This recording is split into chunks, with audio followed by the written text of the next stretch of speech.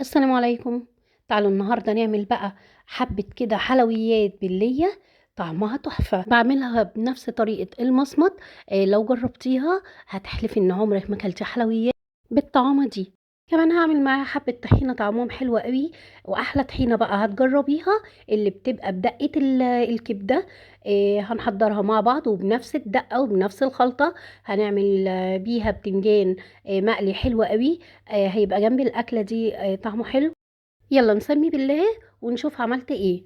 انا معايا هنا قطعه كده من القلب، بقطعها عريض زي ما شفتي كده، وبعدين بقطع كل طرنشات من دي ليه سلايدز رفيعه خالص زي الكبده الاسكندراني بالظبط.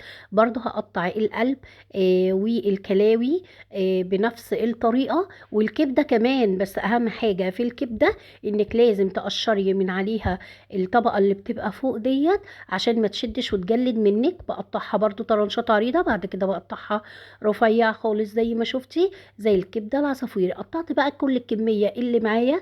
كمان معايا قطعة كده من اللي معايا كمان قطعة من اللي هي الضاني وقطعة من بيت الكلاوي. قطعتهم. كنت في الوقت ده حاطة حلة على النار، حطيت فيها الفشة غلت غلوتين وشلتها من المية دي وتخلصت من المية تماما. حلة تانية نظيفة وفيها مية نظيفة بتغلي، حطيت فيها بقى الفشة، وحطيت فيها البصل والورق اللوري حبهان وفلفل، وغطيت عليها لحد ما تستوي. وتعالي نعمل احلى دقة للكبدة. والدقة دي بستخدمها في حاجات كتير جدا هقولك عليها واحنا شغالين. حطيت راسين كده من التوم، 4 5 قرون من الفلفل الأخضر والأحمر. معايا كمان هريسة شطة. حطيت معلقة صغيرة من الكمون والكزبرة، ونص معلقة صغيرة من الشطة. كمان حطيت الملح بتاعي، وحطيت 4 ليمونات، عصير 4 ليمونات، وربع كوباية من الخل. وخدت التتبيلة الحلوة دي بقى، ضربتها كويس جدا في الكبة. بجيب برطمان نضيف ومتعقم وبحطها فيه، بحطها بقى في الفريزر وبتبقى جاهزه معايا. بستخدمها في حاجات بتسهل عليا كتير حاجات جدا. كتير جدا. بعمل بيها صينيه زي دي. بحمر فيها البتنجان واحط على وشه سواء بتنجان كمان البابا غنوج. بصي فتحت البتنجان ده، كان عندي كام واحده كده، فتحتهم بس ما توصليش للاخر، وهحمرهم وهحشيهم برضو من نفس الدقه. جبت بقى صينيه على النار، حطيت فيها حبة من الزيت كده، وحطيت قطع اللية وبيت الكلاوي، وبعدين حطيت مغرفة كبيرة كده أو معلقتين كبار من التتبيلة اللي عملناها، وشوحتهم دقيقة واحدة. ونزلت بقى بالكلاوي والقلوب لأن هي بتاخد سوا أكتر. مش هاجي ناحيتها ولا أقلبها غير ما تغير لون من تحت. ابتديت أقلبها كده وهغطيها واسيبها تغلي غلوتين 3 كده مع بعض قبل ما انزل بالكبدة. هنا حطيت حبة زيت كده وحمرت البتنجان جنبي. هبتدي بقى اكشف على الكلاوي والقلوب بتاعتي، وهديهم تقليبة كده وهوسع كده، وهنزل بالكبدة. ومش هاجي ناحية الكبدة ولا اقلبها خالص غير لما تغير لون من تحت. ابتدي بعد كده اقلبها، يعني لما تتشمع من تحت تبتدي تقلبيها عشان ما تتهريش منك وتفقد السوائل بتاعتها وتبقى ناشفة. كده بتضمني ان الحاجة بتاعتك بتستوي سوا مظبوط، وفي نفس الوقت بتبقى طرية وحلوة من جوه. ضفت بقى معلقتين كده من الدقة وعليها بصلاية متقطعة جوليان، وابتديت احمر البصل دوت واشوحه كده، واشوح بقى الكبدة مع التتبيلة. شوحت كله كويس جدا وغطيت عليها وسبتها. كانت الفشة عندي استوت، طلعتها قطعتها بنفس الطريقة اللي انت شايفاها كده، برضو شرايح عريضة كده. وبعدين ببتدي اقطعها شرايح طولية زي ما انت شايفة. هاخدها بقى واحمرها مع باقي الحاجة اللي عندي. هنا الفشة مستوية وريحتها تحفة، ما فيهاش ريحة زفارة، وده بسبب خطوة المية الأولانية اللي حطيناها فيها ورميناها. وبعد كده تغليها في مية نظيفة، يعني ما تغليهاش وتسويها في نفس المية. دي خطوة مهمة جدا لازم تاخدي بالك منها. ضفتها بقى على باقي المكونات وسبتها بقى تكمل سوا.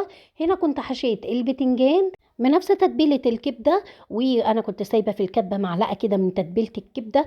حطيت عليها نص كوبايه من الطحينه، معلقتين من الزبادي، ومعلقه خل، وظبطت الملح بتاعي، حبه ميه صغيرين، وضربتهم في الكبه. وكلي احلى طحينه اللي بتتعمل بباقي تتبيله الكبده. بتبقى حلوه جدا. هي بقى فيها كل حاجه، فيها الثوم والليمون والفلفل، فيها كل حاجه، مش هتحتاجي تضيفي لها اي حاجه. ظبطي بس الملح بتاعها، دوقيها وبس كده حطيتها في الاطباق، وحطيت عليها رشه كده من زيت الزيتون، ورشه كده من البابريكا او الشطه زي ما تحبي. كده بقى الطحينه والبتنجان جهزوا معايا. رجعت تاني للكبده بتاعتي او الحلويات بتاعتي، صينيه الحلويات. ضفت لها بقى فلفل الوان، اخضر احمر اصفر، فلفل حامي اللي عندك والموجود حطيه، واللي تحبيه في الفلفل حطيه.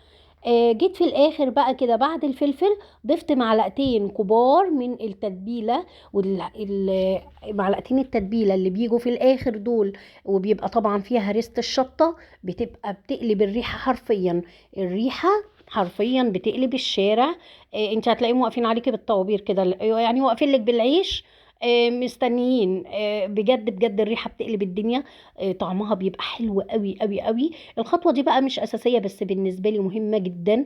إن أنا بجيب العيش بيبقى طعمه حلو قوي أما بتعمليه كده، بتغمسيه في الصوص اللي نزل من الكبدة دوت.